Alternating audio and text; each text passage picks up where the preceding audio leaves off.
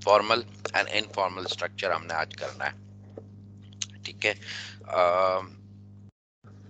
ये जो अभी तक जितना हमने ऑर्गेनाइजेशन स्ट्रक्चर पढ़ा है, बेसिकली ये एक फॉर्मल ऑर्गेनाइजेशन स्ट्रक्चर है, ठीक है, जिसके अंदर हायरार्कीज हैं, जिसके अंदर ड्यूटीज एंड रिस्पॉन्सिबिलिटीज हैं, जिसके अंदर कम्युनिकेशन है, फ्लो ऑफ ऑफिशियल या फॉर्मल फ्लो ऑफ इंफॉर्मेशन है, जिसके अंदर डेजिग्नेशंस हैं मुख्तलिफ, ठीक है ना, जो formal organisation law rules regulation और स्टैंडर्ड्स को फॉलो करती है, प्रिंसिपल्स को फॉलो करती है, ठीक है। कल्चर है उस ऑर्गेनाइजेशन का, यूनिफाइड कल्चर है, ठीक है ना, जो अभी तक हमने पढ़ा कि एक formal organisation, formal dressing, formal hierarchy, formal communication, formal behaviour, ये तो सब फॉर्मल ऑर्गेनाइजेशन स्ट्रक्चर को हमने अभी तक पढ़ा है। इसी तरह जिस तरह एक फॉर्मल ऑर्गेनाइजेशन होती है जिसमें क्लियर ड्यूटीज, रिस्पॉन्सिबिलिटीज, अथॉरिटीज और ये सब चीजें होती हैं, इसी तरह हर ऑर्गेनाइजेशन में एक से ज्यादा इनफॉर्मल ऑर्गेनाइजेशंस भी होती हैं। ये माइक बंद कर लीजिए प्लीज, माइक बंद कर दीजिए, ठीक है। अच्छा, इसी तरह इनफॉर्मल ऑर्गेनाइजेशन भी हर ऑर्गेनाइजेशन के अंदर एग्जिस्ट करती है। अब ये इनफॉर्मल ऑर्गेनाइजेशन क्या है? आपने देखा होगा ऑर्गेनाइजेशंस में मुख्तलिफ ग्रुप्स बने हुए होते हैं, जो कि दोस्ती यारी के ग्रुप होते हैं, फैमिली के ग्रुप होते हैं, रिलेशनशिप के ग्रुप होते हैं, ठीक है ना। इस तरह मुख्तलिफ ग्रुप्स बने हुए होते हैं। वो ग्रुप्स जरूरी नहीं है कि वो किसी एक डिपार्टमेंट में हो, वो मुख्तलिफ डिपार्टमेंट के लोगों के आपस में ग्रुप बने हुए होते हैं। यानी कि एक दो एचआर डिपार्टमेंट के हो गए, एक दो फाइनेंस के हो गए, एक दो प्रोडक्शन के हो गए। क्यों ग्रुप्स बने? क्योंकि उनकी दोस्ती है आपस में, सिमिलैरिटीज हैं, ठीक है ना, फेमिलियरिटीज है उनके अंदर, तो वो ग्रुप्स आपस में बने हुए हैं, ठीक है। वो ग्रुप्स जो हैं, जो दोस्ती यारी की बुनियाद पर बने हुए हैं, जो फैमिली रिलेशंस की बुनियाद पर बने हुए हैं, या सिमिलैरिटी की बुनियाद पर बने हुए हैं, या सेम ऑब्जेक्टिव्स की बुनियाद पर बने हुए हैं, वो ग्रुप्स जो होते हैं ना, वो एक फॉर्मल ऑर्गेनाइजेशन के अंदर एक इनफॉर्मल ऑर्गेनाइजेशन क्रिएट करते हैं। और जरूरी नहीं है कि एक फॉर्मल ऑर्गेनाइजेशन में सिर्फ एक ही इनफॉर्मल हो, बहुत सारे ग्रुप्स होते हैं। आप नोट करें, लंच टाइम पे जो ऑफिसेस के करीब रेस्टोरेंट्स हैं, जैसे यहाँ ब्लू एरिया में आप देखें कि सेवर है, सेवर में आपको बहुत ही कम लोग होंगे जो तन्हे तन्हा नजर आएंगे, सिंगल सिंगल नजर आएंगे। ज्यादातर लोग आपको 90% लोग आपको ग्रुप्स की सूरत सूरत में नजर आएंगे, और वो ग्रुप्स मुख्तलिफ ऑर्गेनाइजेशंस के होते हैं, ठीक है ना। और उनमें एक दोस्ती, एक गपशप, एक एलिमेंट आपको नजर आएगा, इनफॉर्मल एलिमेंट नजर आएगा उसके अंदर, ठीक है ना।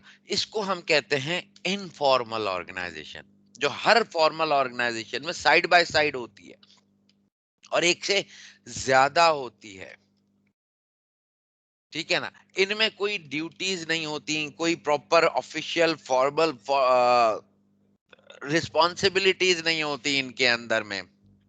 ये मतलब चूंकि दोस्ती यारी होती है, तो इस तरह से कोई अथॉरिटी किसी के पास नहीं होती, सब इक्वल यारी दोस्ती की बुनियाद पर आए हुए होते हैं। कोई अथॉरिटी, कोई इस तरह की चीज उसमें आपको नजर नहीं आएगी, ठीक है ना। इसको हम कहते हैं informal organisation, side by side होती है। और एक चीज इसमें लूजली स्ट्रक्चर्ड होती है, ठीक है ना। लूजली स्ट्रक्चर्ड का मतलब क्या हुआ कि जरूरी तो नहीं है ना कि हर दोस्त सिर्फ एक ही डिपार्टमेंट के हों। मुख्तलिफ डिपार्टमेंट के लोग, मुख्तलिफ जगहों पर बैठने वाले लोग, लेकिन उनकी आपस में दोस्ती होती है। तो अगर एक डिपार्टमेंट में हो तो हम कहेंगे यार नहीं, एक ही डिपार्टमेंट में सिर्फ इनफॉर्मल ऑर्गेनाइजेशन होती है। नहीं, इनफॉर्मल ऑर्गेनाइजेशन मुख्तलिफ डिपार्टमेंट के लोगों को मिलाकर भी हो सकती है, इसलिए इसको कहा जाता है भाई ये लूजली स्ट्रक्चर्ड है। अच्छा, अब कम्युनिकेशन इनके दरमियान फॉर्मल कम्युनिकेशन तो नहीं होती ना, कि यार हर बात लेटर के थ्रू या ईमेल के थ्रू या ऑफिशियल रिपोर्ट के थ्रू की जा रही है, बल्कि गपशप भी हो रही होती है, वर्बल गपशप भी हो रही होती है, मैसेजिंग भी हो रही होती है, फोन पे भी गपशप हो रही होती है, फैमिली भी एक दूसरे से मिल रही होती है उनकी, ठीक है ना। लूजली स्ट्रक्चर्ड वर्बल कम्युनिकेशन ज्यादा होती है, फॉर्मल कम्युनिकेशन नहीं होती इनके दरमियान में, ठीक है ना। फ्रेंड्स एंड फैमिली की बेस पर बनते हैं, साइड बाय साइड चलते हैं, हर फॉर्मल ऑर्गेनाइजेशन में कई सारी इनफॉर्मल ऑर्गेनाइजेशंस होती हैं, ठीक है। अच्छा जी। अच्छा, अब बात ये है कि हम ये पढ़ क्यों रहे हैं? हम इसलिए पढ़ रहे हैं कि जो फॉर्म इनफॉर्मल ऑर्गेनाइजेशन होती है, आप इसको भी ऑर्गेनाइजेशन की बेहतरी के लिए इस्तेमाल कर सकते हैं। इससे भी ऑर्गेनाइजेशन का बेहतर काम ले सकते हैं इस इनफॉर्मल ऑर्गेनाइजेशन से। जैसे मैं फॉर एग्जांपल कहता हूँ, यार फलां डिपार्टमेंट में तो दोस्त है मेरा, काम वहां फंसा हुआ है, कह देना यार उसको। अब वो फॉर्मली उसको नहीं कहेगा कि यार ये काम फॉर्मली करो, नहीं। वो अपनी दोस्ती वाले कॉन्टेक्स्ट को यूज करके, दोस्ती वाले एलिमेंट को यूज करके उसे कहेगा, यार वो ये काम फंसा हुआ है तेरे पास, मेरा काम है। अब वो ये नहीं कहेगा कि फलां का काम है, यार मेरा काम है भाई, ये अपना कर देना यार,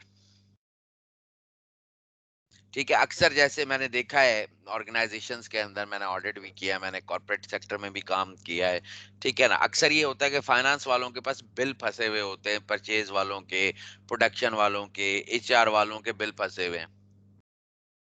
अब फॉर एग्जांपल परचेज डिपार्टमेंट में किसी का दोस्त है, इसके अंदर फाइनेंस डिपार्टमेंट के अंदर, कहेगा यार तेरा दोस्त वहां पर है ना यार, उससे कहना मेरा बिल फंसा हुआ है, मेरा बिल तो निकाल दे। या सेल्स एंड मार्केटिंग वालों ने कहा यार बिल फंसा हुआ है, निकाल दो। क्योंकि वो फॉर्मली नहीं कह रहे, फॉर्मली तो कह चुके हैं, बिल आ गया, सुलन उनको निकालना चाहिए, लेकिन वो नहीं निकाल रहे, कोई भी वजह हो सकती है, ठीक है ना। तो वो इनफॉर्मली किसी की सिफारिश के जरिए, किसी को अप्रोच करके यार उससे कहना यार कर दे। तो ये जो इनफॉर्मल ऑर्गेनाइजेशन होती है, सम टाइम फॉर्मल से ज्यादा क्विक होती हैं, इनमें इंफॉर्मेशन जल्दी फैलती है as compare to formal way of formal behaviour. यानी कि आप इसके जरिए कोई इंफॉर्मेशन फैलाना चाहते हो इनफॉर्मल ऑर्गेनाइजेशंस को यूज करके, जो दोस्ती यारी और जो वर्बल और एसएमएस के जरिए काम कर रहे होते हैं, इनके जरिए इंफॉर्मेशन ज्यादा क्विकली फैलती है as compare to formal behaviour या फॉर्मल तरीके से। आपने किसी को ईमेल की, किसी ने देखी, किसी ने ना देखी, लेकिन जब आप वर्बल बात कर रहे हो तो सबने सुन ली। और अब दुनिया के अंदर जो है ना, इनफॉर्मल ऑर्गेनाइजेशंस को ज्यादा फोकस किया जा रहा है, ज्यादा इस्तेमाल किया जा रहा है, ज्यादा बेहतर फोकस और इस्तेमाल किया जा रहा है बानिस्बत फॉर्मल के। क्योंकि सबको पता है कि जरूरी तो नहीं हर बंदा हर वक्त ईमेल भी खोल रहा हो, लेटर भी खोल रहा हो, और फिर टाइम भी बहुत ज्यादा लगता है। ईमेल भेजी या लेटर भेजा, लेटर बकायदा लेटर ऑफिशियली उसके पास गया, किसी बंदे को अगर मैं इन्फॉर्म करना चाहता हूँ, लेटर भेजा। अब लेटर भेजने में भी 1 दिन का या 2 दिन का टाइम लग गया। मैंने क्या किया यार, फोन उठा के फोन पे बात कर ली, या मैंने एसएमएस कर दिया। तो क्विकली इनफॉर्मल ऑर्गेनाइजेशन में फ्लो ऑफ इंफॉर्मेशन हो रहा होता है as compare to formal organisation, ठीक है ना। और अच्छे मैनेजर्स जो होते हैं, जो अच्छे कंपनी के मैनेजर्स होते हैं, ठीक है ना, वो इस इनफॉर्मल ऑर्गेनाइजेशन को बहुत बेहतर तरीके से इस्तेमाल करते हैं।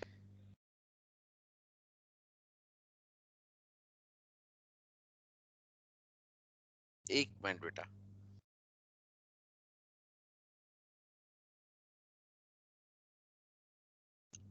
1 मिनट। मेरे ख्याल से किसी स्टूडेंट को कोई इशू हो रहा है, वासे को।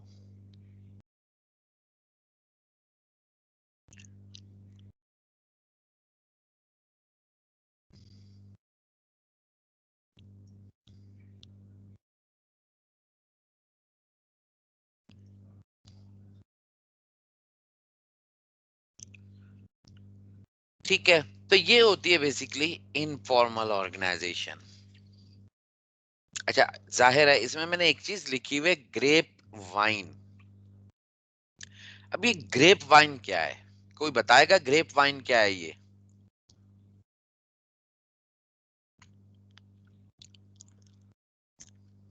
हम्म, आप लोगों में से कोई बताना पसंद करेगा कि ग्रेप वाइन क्या होता है, किस चीज को ग्रेप वाइन कहते हैं? ये कोई बुरी चीज नहीं है, ये भी मैं बता दूं। चले, वाइन दो तरह की होती है, कि वी वाली वाइन, एक डब्ल्यू वाली वाइन। जो खराब चीज होती है वो डब्ल्यू वाली वाइन होती है, जो शराब को हम कहते हैं। ठीक है, ग्रेप वाइन कहते हैं अंगूर की बेल को। तो इनफॉर्मल कम्युनिकेशन या इनफॉर्मल चीजों को ना अंगूर की बेल से तशबीह दी जाती है। वो भाई वो क्यों? क्योंकि जिस तरह इनफॉर्मल कम्युनिकेशन आप जो है ऐसे नहीं, एक खास तरीके से तो इनफॉर्मल कम्युनिकेशन नहीं फैलती। मतलब फॉर एग्जांपल मैं अपने दोस्त से बात करूं, चार पांच और सात लोग खड़े हुए हैं, उन्होंने भी वो बातें सुन ली। यानी कि अब मैं तो असूलन अपने दोस्त से बात कर रहा हूं, लेकिन उन्होंने भी बातें सुन ली और उन्होंने आगे फैलाई। तो जो इनफॉर्मल कम्युनिकेशन होती है ना, उसमें फैलने की कोई डायरेक्शन नहीं होती, वो चारों तरफ फैलती है इनफॉर्मल कम्युनिकेशन, और बहुत तेजी से फैलती है।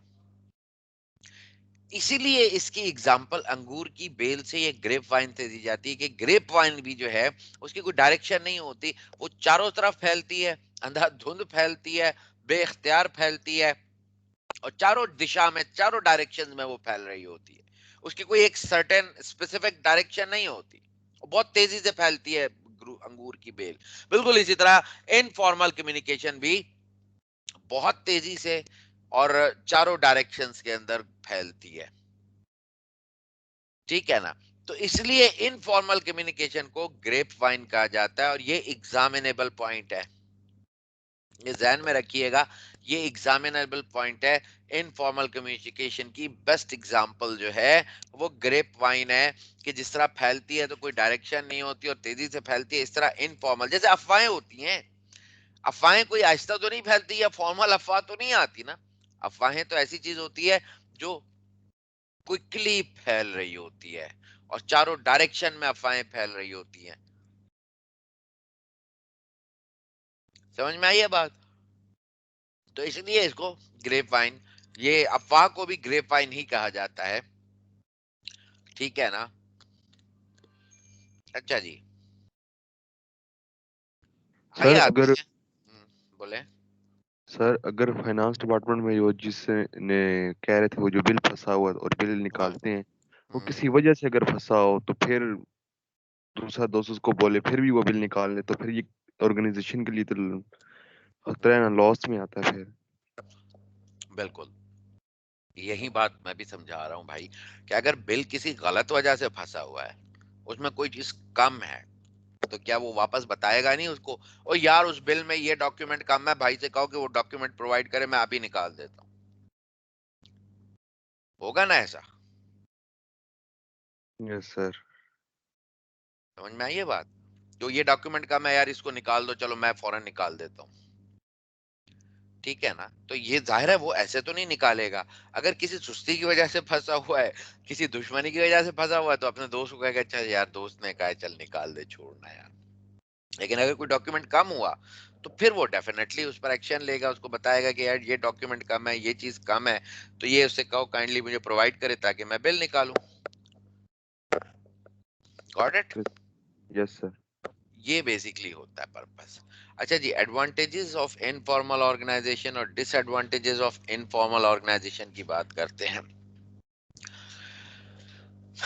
एडवांटेजेस ऑफ इनफॉर्मल ऑर्गेनाइजेशन, सबसे पहले स्पीडी कम्युनिकेशन, रिस्पॉन्सिव होती है, यानी कि इनफॉर्मल ऑर्गेनाइजेशन के जरिए आप क्विकली अपने काम करवा सकते हो।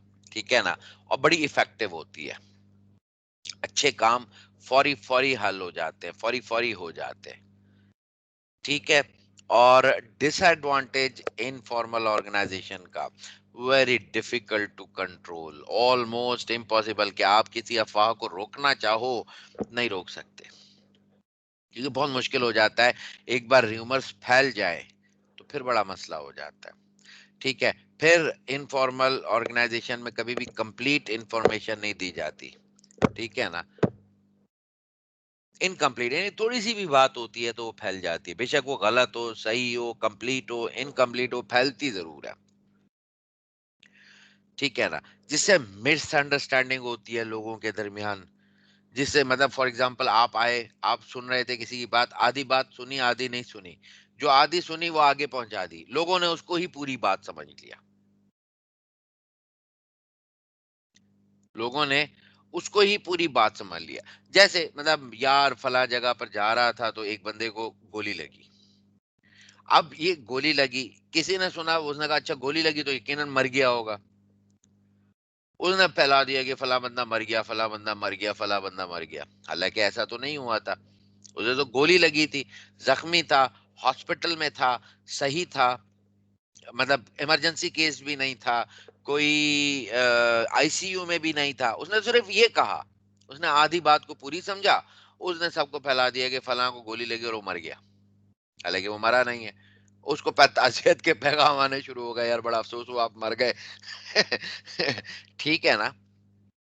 तो इसे मतलब मिसअंडरस्टैंडिंग, इनकम्प्लीट इंफॉर्मेशन, र्यूमर्स, ये सारे इसके डिसएडवांटेजेस हैं भाई, किसके?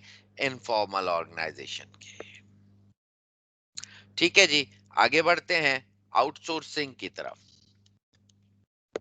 आउटसोर्सिंग क्या है, ऑफशोरिंग क्या है? बेसिकली आउटसोर्सिंग होता है कि एक काम जो हम खुद कर सकते हैं या पास्ट में करते रहे हैं,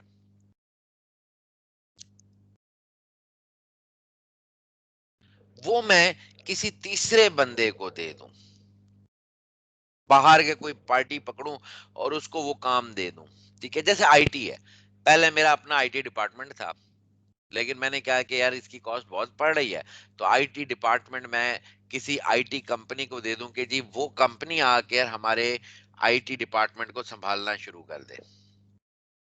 इसको कहते हैं आउटसोर्सिंग, यानी कि एक ऐसी फैसिलिटी जो इन हाउस फैसिलिटी है, but due to many reasons वो मैं आउटसोर्स कर दूं, बाहर किसी को दे दूं, ये कहलाती है क्या? आउटसोर्सिंग। ठीक है, और आउटसोर्सिंग की दूसरी एग्जांपल है ऑफशोरिंग। ऑफशोरिंग क्या है? अगर outsourcing with in the country हो तो आउटसोर्सिंग, और अगर ये बाहर हो जाए, मुल्क से बाहर चली जाए, ठीक है, आउटसोर्सिंग है, बट आउट ऑफ कंट्री आपने किसी को कुछ आउटसोर्स किया हुआ है। जैसे हमारे यहाँ जितने भी कॉल सेंटर है, इनबाउंड या आउटबाउंड, ये एक आउटसोर्सिंग की एग्जांपल है, ये आउटसोर्सिंग की एग्जांपल है। ठीक है, और ऑफशोरिंग कहलाती है। ठीक है ना? यानी कि आउटसोर्सिंग, आउटसोर्सिंग है जब वो विद इन द कंट्री है, आउटसोर्सिंग ऑफशोरिंग है जब वो आउट ऑफ द कंट्री है। ठीक है, बात यहां तक बात क्लियर हो गई, आउटसोर्सिंग और ऑफशोरिंग, और इसका फर्क भी पता चल गया। अच्छा जी, अब आते हैं कॉम्पिटेंसीज के ऊपर। ये हमारे टॉपिक हैं, आउटसोर्सिंग, ऑफशोरिंग, कॉम्पिटेंसी। भाई कॉम्पिटेंसी किसको कहते हैं हम? ये बड़ा जनरल सा वर्ड है, हम बहुत ज्यादा हमारे मतलब यूज होता है, बड़ा कॉम्पिटेंट, हम कहते हैं ना भाई बड़ा कॉम्पिटेंट आदमी है, यार बहुत कॉम्पिटेंट आदमी है, कॉम्पिटेंट है। कॉम्पिटेंट, कॉम्पिटेंट का मतलब क्या है? कॉम्पिटेंट का मतलब है कि you have the resources and you are using it well, उसको कॉम्पिटेंसी कहते हैं। यानी कि रिसोर्सेज को बेहतरीन तरीके से इस्तेमाल करने का नाम कॉम्पिटेंसी है। तो इस तरह अगर कोई शख्स के बारे में हम कहते हैं भाई ये शख्स बड़ा कॉम्पिटेंट है, इसका मतलब है इसके पास अल्लाह ने रिसोर्सेज दिए हुए हैं, या जितने रिसोर्सेज इसको दिए गए हैं उनको ये बेहतरीन इस्तेमाल करता है। फॉर एग्जांपल ब्रेन, कोई शख्स ब्रेन का बेहतर इस्तेमाल करता है, हम कहते हैं कॉम्पिटेंट है। बेसिकली कॉम्पिटेंट का मतलब क्या है कि वो रिसोर्सेज को जो बेहतर इस्तेमाल करे वो कॉम्पिटेंट हो जाता है। इस तरह ऑर्गेनाइजेशन में भी कॉम्पिटेंट ऑर्गेनाइजेशंस होती हैं, तो जो कॉम्पिटेंट ऑर्गेनाइजेशंस होती हैं वो अपने रिसोर्सेज को बेस्ट इस्तेमाल करती हैं। जरूरी नहीं है कि उसके पास रिसोर्सेज ज्यादा हो, रिसोर्सेज कम है लेकिन वो कम रिसोर्सेज भी बेहतरीन तरीके इस्तेमाल हो रहे हैं, तो हम उसे कहेंगे भाई ये कॉम्पिटेंसी है इस ऑर्गेनाइजेशन की। हर कंपनी की डिफरेंट कॉम्पिटेंसी होती है, हर ऑर्गेनाइजेशन की डिफरेंट कॉम्पिटेंसी होती है। कोई ऑर्गेनाइजेशन किस में अच्छी होती है, कोई ऑर्गेनाइजेशन किस में अच्छी होती है, ठीक है ना। तो उनकी कॉम्पिटेंसीज डिफरेंट हो जाती हैं। वह कुछ ऑर्गेनाइजेशन है बड़ी कस्टमर केयर करती हैं, उनकी कॉम्पिटेंसी उनका कस्टमर केयर है, क्योंकि कस्टमर उनका रिसोर्स है जिसको वो इस्तेमाल करते हैं और वैल्यू जनरेट करते हैं।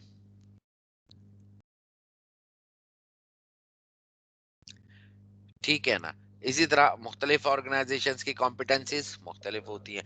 कोई ऑर्गेनाइजेशन रॉ मटेरियल को बेस्ट इस्तेमाल करती है, कोई ऑर्गेनाइजेशन बेहतरीन टेक्नोलॉजी इस्तेमाल करती है, कोई क्या करती है, कोई क्या करती है।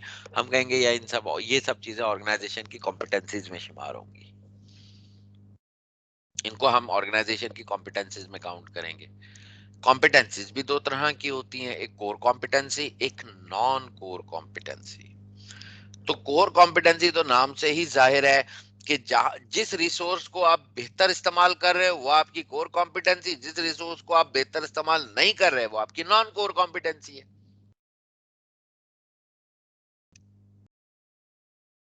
समझ में आई है ना ये बात, कि जिसको आप रिसोर्स को, फॉर एग्जांपल एक ऑर्गेनाइजेशन के पास काफी सारे लोग हैं, मतलब उनके एम्प्लॉयज की तादाद काफी ज्यादा और बड़े बेहतरीन तरीके से इस्तेमाल हो रहे हैं, प्रोडक्शन काफी अच्छी है, क्वालिटी काफी अच्छी है, सब कुछ है। हम कहेंगे यार इनकी कोर कॉम्पिटेंसी इनके एम्प्लॉयज है। लेकिन वो ऑर्गेनाइजेशन जो है ना अपनी प्रोडक्ट की मार्केटिंग सही नहीं कर पा रही, जिसकी वजह से उसकी प्रोडक्ट नहीं बिक रही। तो हम कहेंगे यार ये इसकी कोर कॉम्पिटेंसी है कि इसके पास एम्प्लॉयज बहुत अच्छे हैं, प्रोडक्शन बहुत अच्छी है, क्वालिटी बहुत अच्छी है, बट ये मार्केट सही नहीं कर रहे। तो कोर कॉम्पिटेंसी तो पता चल गया, मार्केट का सही ना होना, मार्केटिंग प्रोसेस का सही ना होना, हम कहेंगे यार ये नॉन कोर कॉम्पिटेंसी है। अगर एक जगह पर कॉम्पिटेंट है तो एक जगह पर नॉन कॉम्पिटेंट भी तो है ना। तो नॉन कोर कॉम्पिटेंसी की डेफिनेशन है मिनिमम रिक्वायरमेंट, यानी कि हर कंपनी जैसे, मतलब minimum requirement to stay in the market, यानी कि कुछ काम बहुत अच्छे होते हैं, कुछ काम आप मजबूरी में कर रहे होते क्योंकि आप मार्केट में बैठे हुए हो।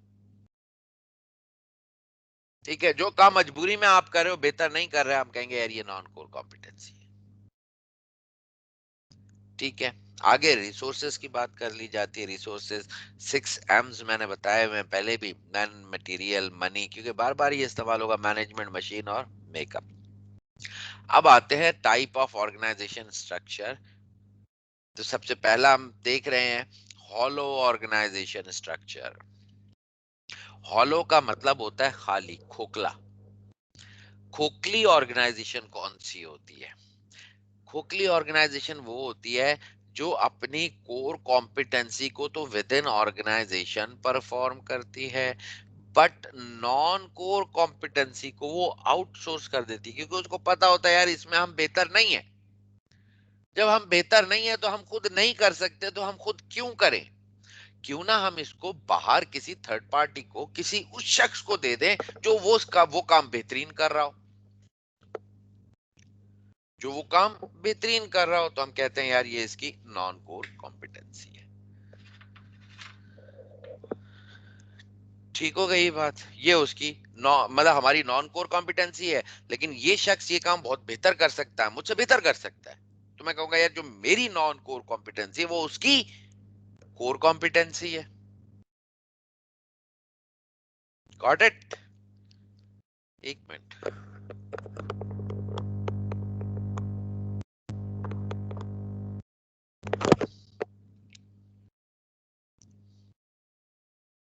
जो मेरी नॉन कोर है वो उसकी कोर कॉम्पिटेंसी है। तो जब वो उसकी कोर कॉम्पिटेंसी है, वो मुझसे बेहतर कर रहा है, तो मैं अपना काम भी क्यों ना उसको दे दूं कि वो मुझसे बेहतर परफॉर्म करेगा। समझ में आई ये बात? अब होती है ना प्रोडक्शन में, फॉर एग्जांपल एक गारमेंट कंपनी है। गारमेंट कंपनी कटिंग तो बहुत अच्छी करती है, उनके जो कटिंग मास्टर्स हैं बहुत अच्छे हैं, बड़ा फिट कट करते हैं, बट वो उसको स्टिचिंग सही नहीं कर पाती, या स्टिचिंग जो सही करती है बटन सही नहीं लगा पाती। तो कहेंगे यार स्टिचिंग बाहर से करवा लेते हैं, कट हम कर लेते हैं। हमारे लिए जो कोर कॉम्पिटेंसी है वो हमारी कटिंग है, कट हम कर लेंगे। जो दूसरी कंपनी की कोर कॉम्पिटेंसी है स्टिचिंग है, मैं स्टिचिंग उससे करवा लूंगा। ठीक है ना। या फिर यार हमारे पास डिजाइनर्स बहुत अच्छे हैं, डिजाइन हमारा होगा, स्टिच वो करेंगे। तो हमारी कोर, उनकी कोर, तो जब दो कोर कॉम्पिटेंसी मिलेंगी तो quality of product, quality of जो जो चीज है, कस्टमर सेटिस्फेक्शन है, वो बहुत बेहतर हो जाएगी। क्योंकि हर लिहाज से वो प्रोडक्ट परफेक्ट होगी। कट करने वाले ने परफेक्ट कट किया, स्टिच करने वाले ने परफेक्ट स्टिच किया। तो जो ऐसी ऑर्गेनाइजेशन होती हैं जो कोर कॉम्पिटेंसी को तो खुद परफॉर्म करती हैं, लेकिन नॉन कोर को खुद नहीं परफॉर्म करती, वो उसको आउटसोर्स कर देती हैं, इसको हम कहते हैं हॉलो ऑर्गेनाइजेशन स्ट्रक्चर। सही है। इसको हम कहते हैं हॉलो ऑर्गेनाइजेशन स्ट्रक्चर। कोर खुद परफॉर्म किया, नॉन कोर आउटसोर्स कर दिया। खुद ऑर्गेनाइजेशन बेशक हॉलो हो गई, लेकिन customer satisfaction, quality of product बहुत बेहतर हो गई, ड्यूरेबिलिटी ऑफ प्रोडक्ट बहुत बेहतर हो गई। फिर आप आते हैं वर्चुअल ऑर्गेनाइजेशन स्ट्रक्चर की तरफ। अब ये वर्चुअल ऑर्गेनाइजेशन स्ट्रक्चर, ये तो आईटी की वजह से जो ऑर्गेनाइजेशन वजूद में आती हैं, उन ऑर्गेनाइजेशंस को हम वर्चुअल ऑर्गेनाइजेशन कहते हैं।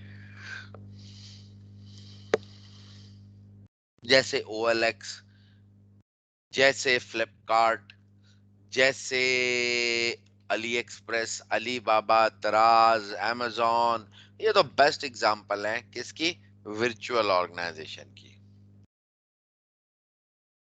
वर्चुअल यूनिवर्सिटीज, ये भी वर्चुअल ऑर्गेनाइजेशन है, यानी कि ऐसी ऑर्गेनाइजेशंस जो अपना सारा काम आईटी की वजह से चला रहे हो। खुद एक हब हो नेटवर्क का, नेटवर्किंग के जरिए आईटी को यूज करके, ठीक है ना, वो अपना काम कर रहे हो, हम उसे कहते हैं भाई ये वर्चुअल ऑर्गेनाइजेशन है।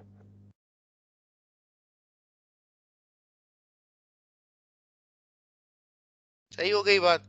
तो वर्चुअल ऑर्गेनाइजेशन भी पता चल गई, हमें हॉलो ऑर्गेनाइजेशन भी पता चल गई। अच्छा, वर्चुअल ऑर्गेनाइजेशन में कोर नॉन कोर नहीं होता, वो तो यूज ही बेसिकली आईटी को कर रहे होते हैं। ठीक है। फिर आती है मॉड्यूलर ऑर्गेनाइजेशन। मॉड्यूलर ऑर्गेनाइजेशन इन सब से जरा हट के होती है मॉड्यूलर ऑर्गेनाइजेशन। ठीक है, हट के कैसे होती है, ये भी वो ऑर्गेनाइजेशन होती है जो नॉन ब्रांडेड या अनब्रांडेड प्रोडक्ट्स बना रही होती हैं, छोटी प्रोडक्ट्स होती हैं, इतनी कोई खास वैल्यूएबल प्रोडक्ट नहीं होती। तो ऐसी ऑर्गेनाइजेशन जो होती है ना, वो ये नहीं देखती कि हमारी कोर क्या है और हमारी नॉन कोर क्या है, जो कोर है हम उसको खुद परफॉर्म करें। ये तो सिर्फ देखती है कि जिसमें हमें कॉस्ट कम पड़ रही है हम तो वो काम करेंगे, जिसमें कॉस्ट ज्यादा पड़ रही है वो हम आउटसोर्स कर देंगे, बेशक वो कोर हो आपकी, लेकिन आप उसको आउटसोर्स कर देते हो क्योंकि कॉस्ट ज्यादा है। तो यानी कि इस ऐसी ऑर्गेनाइजेशन जो कॉस्ट सेविंग के ऊपर इनकी तवज्जो ज्यादा होती है as compare to quality of product. और ये तो इसका मतलब ये कोई ऐसी खास चीज नहीं बना रहे होते, ये मतलब जनरल सी आम सी चीज बना रहे होते हैं। अब हमारे यहाँ बड़ी एग्जांपल्स हैं, बिस्किट्स हो गए, टॉफी हो गई, या इस तरह की चीजें कि जो बहुत कम प्राइस या कम कॉस्ट की चीजें हैं। और उसके अंदर अगेन उनका सिस्टम जो सिलसिला जो होता है वो ये होता है कि भाई कॉस्ट सेव कर। बहुत सारी ऑर्गेनाइजेशन है, जैसे ये देख लो, ये जो पानी बनाने वाली कंपनियां हैं, नेस्ले को हटा के बाकी जो वाटर बना रही हैं या वाटर मार्केट कर रही हैं, जैसे एक्वा हो गई, एक्वाफीना हो गई, स्प्रिंकल हो गई, इस तरह की और जो छोटी छोटी कंपनीज बहुत सारी काम कर रही हैं, ये कंपनीज क्या करती हैं, बोतल खुद नहीं बनाती, बोतल ये आउटसोर्स कर देती हैं, बाहर से बनवा लेती हैं, बाहर से परचेज कर लेती हैं। ठीक है ना, इस तरह की और बहुत सारी ऑर्गेनाइजेशंस हैं जो छोटी प्रोडक्ट्स बना रही हैं। ठीक है ना, उसमें से काफी सारी चीजें आउटसोर्स कर देती हैं। ठीक है ना, हालांकि वो इवन कोर भी होती है, उनकी कोर कॉम्पिटेंसी होती है, लेकिन वो आउटसोर्स कर देती है कि छोड़ना यार, हमें तो कॉस्ट ज्यादा पड़ रही है, तो अगर हम तो वैसे ही कम कॉस्ट की प्रोडक्ट बना रहे हैं, तो हम अगर कॉस्ट ना कंट्रोल कर सके तो फिर हमने क्या कंट्रोल किया, तो फिर वो बाहर से बनवा लेती हैं। उसको कहते हैं मॉड्यूलर ऑर्गेनाइजेशन, जिसमें मैंने लिखा है divide the organisation process in the component and decide on the basis of cost whether to prepare it in-house or outsource it.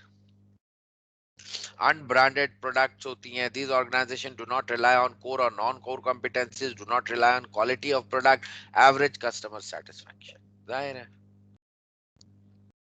आप कॉस्ट कंट्रोल करने के लिए बाहर से बनवा तो रहे हो, तो क्वालिटी तो खराब हो गई. क्वालिटी खराब होगी तो कस्टमर सेटिस्फेक्शन कहां से आएगी?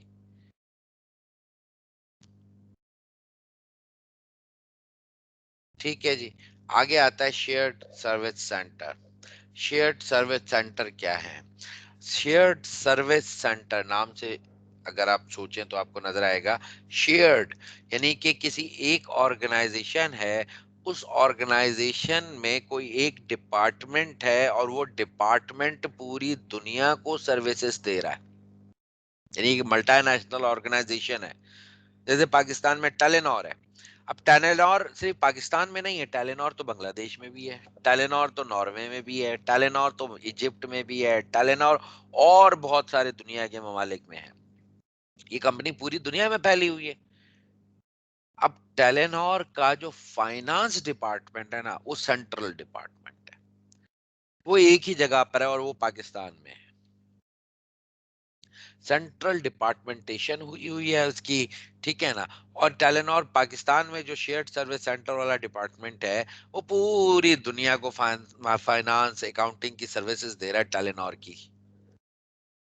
मतलब टेलेनॉर इजिप्ट है तो उनके भी फाइनेंसेस जो है यहाँ से मेंटेन और मैनेज हो रहे हैं.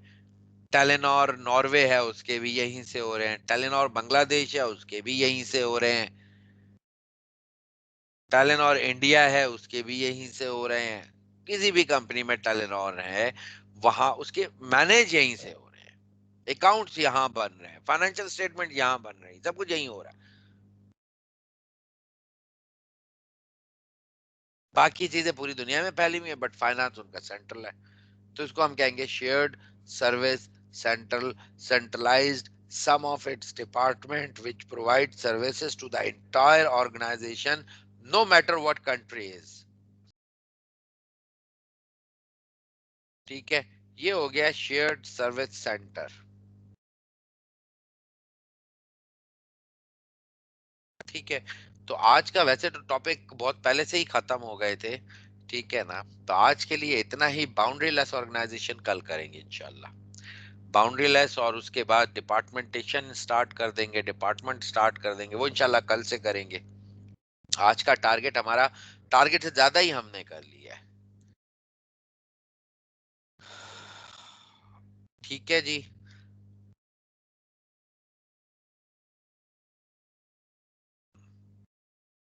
कोई क्वेश्चन?